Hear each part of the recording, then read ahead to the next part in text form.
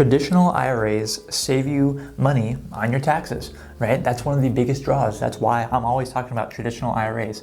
But how much money do they actually save you on your taxes? We're always talking about that they can save you money, but how much do they actually save you? And that's why in this video, we are going to be doing the math. And of course, the math is actually relatively simple because that's the only thing that my brain can handle on how much traditional IRAs will save you in your taxes. Now, real quick, I just want to recap on traditional versus Roth. So those are the two main types of individual retirement accounts or IRAs that we have. A traditional account, you get a tax benefit today. So you get a tax deduction today, it grows tax-free, and then you pay taxes on it later when you go to withdraw that money.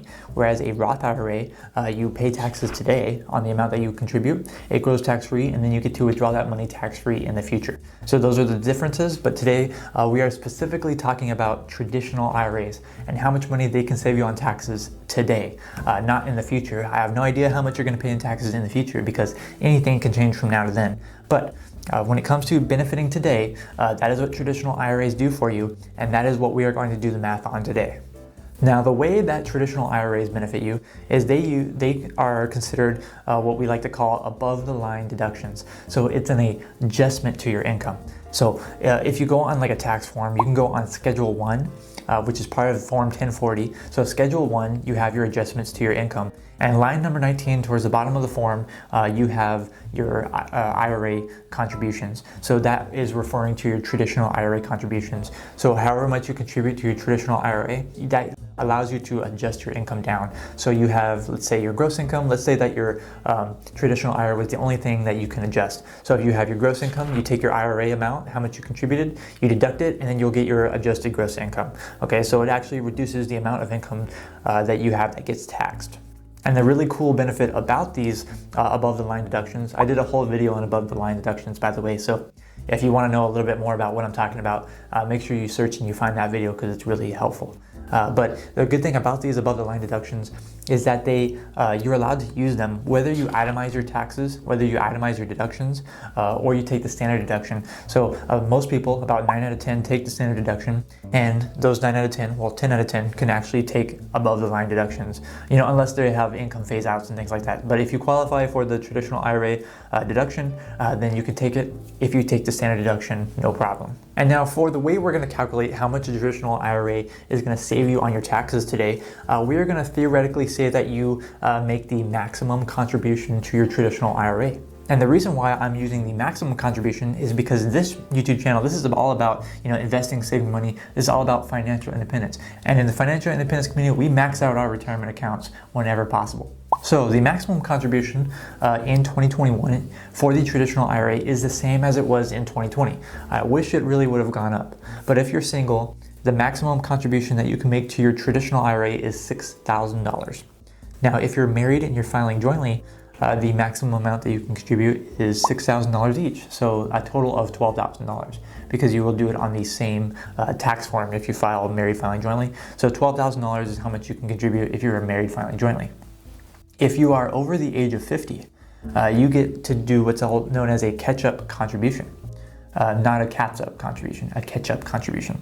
So that is an additional $1,000 that you can do if you are over the age of 50. So it's $7,000 if you're single, and then if both you and your spouse are over 50, then that would be a total of $14,000. Now let's get into the really fun part, and that is actually calculating how much a traditional IRA is going to save you.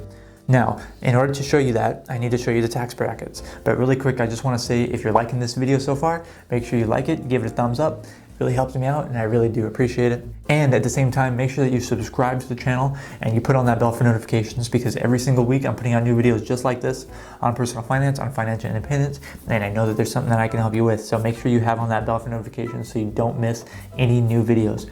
Right now, I'm putting out new videos every Tuesdays and Fridays at 8 a.m. Pacific Standard Time. That is PST.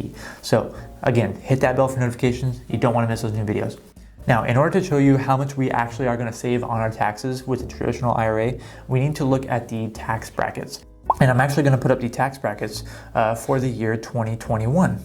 Okay, so here you can see the 2021 tax brackets, and I actually got this chart from taxfoundation.org. I really like their website. But you can see we have various tax brackets all the way from 10% all the way up to 37% based on your income. And then you can see the first one is for single people or unmarried individuals and how much income, how much of taxable income they have while it puts them in that bracket. The next one is married filing jointly. And then after that we have head of household. But no one really talks about head of household. It's all about single and married filing jointly. But that is what I did my calculations on, so I'm pretty biased. So now that you know those are the tax brackets that I'm going to be using, and I'm going to be showing you how much money you can save within each of those tax brackets, the next thing you need to know is the standard deduction. So let me put that on the screen for you. This is for 2021, and the standard deduction, as you can see, for a single person in 2021 is going to be $12,550, and it's double that for married filing jointly at $25,100, and a head of household is $18,800. Now what that means is that standard deduction means that you're not going to pay any taxes on at least that amount of income.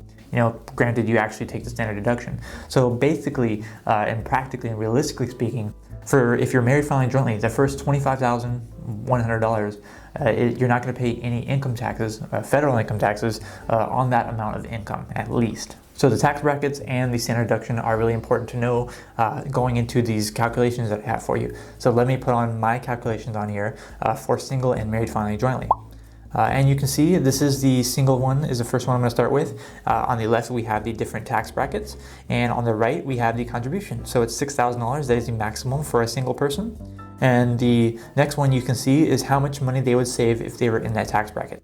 And in order to calculate that, it is extremely simple. You simply multiply the tax bracket, the marginal tax rate, by the contribution. So if they were fully in that tax bracket, where the $6,000 contribution didn't bring them out of that tax bracket, this is how much tax savings they would have. So if you're in the 10% tax bracket and you make a $6,000 contribution, you will save $600 in taxes.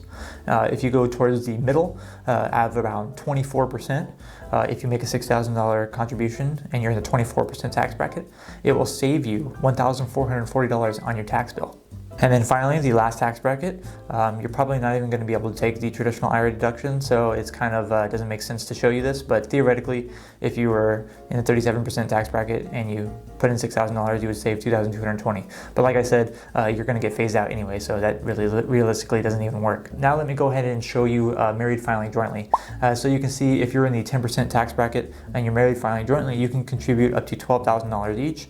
That would be a $1,200 savings. If you're in the 24% tax bracket, $12,000 would give you a $2,880 savings. Then again, with those really high tax brackets, you're going to get phased out. I don't remember the amount you get phased out off the top of my head, but I have talked about it in the past. But I can almost guarantee that the 30s, if you're in the 30s, that you're going to get phased out and you're not even going to be able to take the tax deduction anyway with the traditional IRA.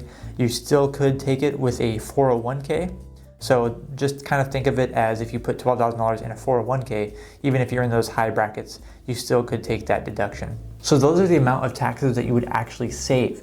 If you were in this amount of tax bracket, you just multiply it by your contribution, and that is your tax savings.